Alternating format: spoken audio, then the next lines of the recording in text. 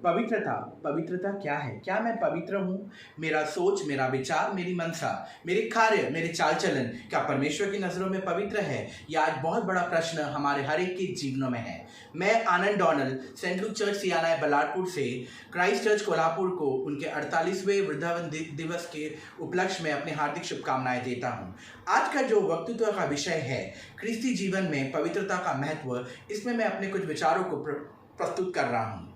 आज जब हम लोग देखते हैं इफिसियों उसका 4 अध्याय 22 से लेकर 24 वचन तक, तुम्हारे पिछले मनुष्यत्व को जो भरमाने वाली अभिलाषाओं से है उसको परमेश्वर कहता है तुरंत उतार डालो और नए मनुष्यत्व को पहन लो जो परमेश्वर के आत्मिक, सामाजिक, धार्मिक और पवित्रता से सुजे गए हैं। मेरे प्रियो, जब हम पहला पत्रस उसका पहला अध्याय 16 वचन देखते हैं, पवित्र बनो क्योंकि मैं पवित्र हूँ। ले व्यवस्था 20:7-19:2 जिसमें परमेश्वर कहता है पवित्र बनो क्योंकि तुम्हारा यहोवा पवित्र है। इसके ऊपर अगर हम लोग सोचते हैं तो वाकई हमें परमेश्वर के लिए पवित्र बनना बहुत आवश्यक है, क्योंकि उसकी बुलाहट ऐसी नहीं है। जिस प्रकार मेरा पहला पॉइंट है वो इस प्रकार से है कि परमेश्वर के साथ पवित्रता में हमको परमेश्वर घनिष्ठता को बढ़ाता है और आत्मिक शक्ति और स्थिरता को प्रदान करता है। जिस प्रकार लिखा है पहला कुरिन्थी 1:2 में कि तुम बुलाए गए हो और केवल पवित्र बनने के लिए बुलाए गए हो। मत्ती 22:10 भी हमको इसी प्रकार से कुछ कहता है, बुलाए गए तो बहुत थे लेकिन चुने गए बहुत थोड़े।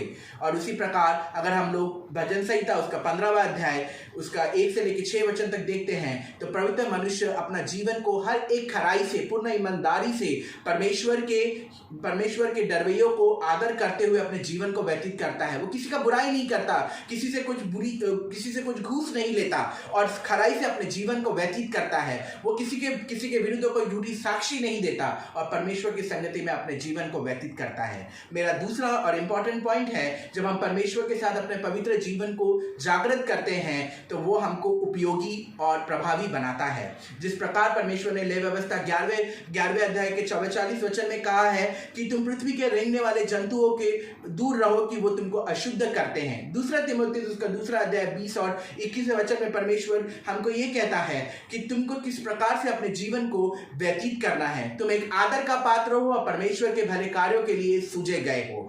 हमारा तीसरा और इंपॉर्टेंट पॉइंट ये कहता है कि जब हम परमेश्वर के साथ अपने जीवन को पवित्रता में बिताते हैं तो परमेश्वर अपनी महिमा को कराता है। जिस प्रकार अगर हम लोग देखते हैं कि परमेश्वर हमको हर एक भले काम के लिए परमेश्वर ने हमको सुझा गया है। जिस प्रकार परमेश्वर हमको बोलता है पहला पत्रस उसका 2 अध्याय और 9 से 12 वचन में कि तुम मेरा वंश हो, तुम मेरे राज अधिकारी के समाज के अधिकारी हो।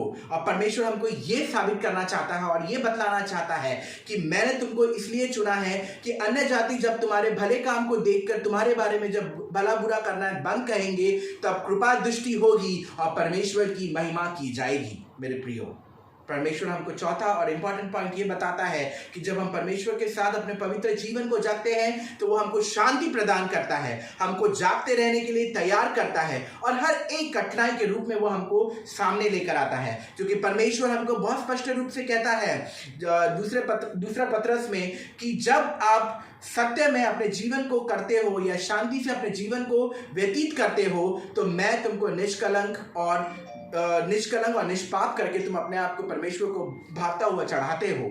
इब्रानियों 12:14 में परमेश्वर कहता है कि सबसे मेल मिलाप करो और पवित्रता के खोजी हो जाओ तो उसके बगैर तुम प्रभु को ना देखोगे। यानी परमेश्वर को देखने के लिए भी हमको पवित्र होना जरूरी है। मेरा आखिरी और 5वां इंपॉर्टेंट पॉइंट यह है कि जब हम परमेश्वर के सानिध्य में रहते हैं तो परमेश्वर प्रसन्न होता है और वो हमको फल देता है और पवित्रता का फल हमको परमेश्वर देता है। वो आत्मिक वरदान, वो आत्मिक फल जो हमको परमेश्वर देता है। क्योंकि परमेश्वर ने पहला यूहन्ना 3:3 कहता है कि तुम उस पर आशा लगाए रखो तो तुम्हें वो पवित्र करेगा जैसे वो स्वयं पवित्र है। इफिसियों 5वां अध्याय 8वें वचन में, 16 वचन में, 17 वचन में परमेश्वर हमको कहता है कि अवसर को बहुमूल्य समझो क्योंकि दिन बुरे हैं और ये समझ के अपने मन को फिराओ। और आखिरी वचन में अपना कहना चाहूंगा कि हमको इस पवित्रता के जीवन को व्यतीत करने के लिए हमें परमेश्वर के वचनों को पढ़ना है, उसका ग्रहण करना है, अपने उसके अनुसार अपने जीवन को व्यतीत करना आवश्यक है। 2 कुरिन्थी 5:17 कहता है जो कोई परमेश्वर में है वो नई सृष्टि है, पुरानी बातें बीत गई है और सब नया हो गया। Thank you.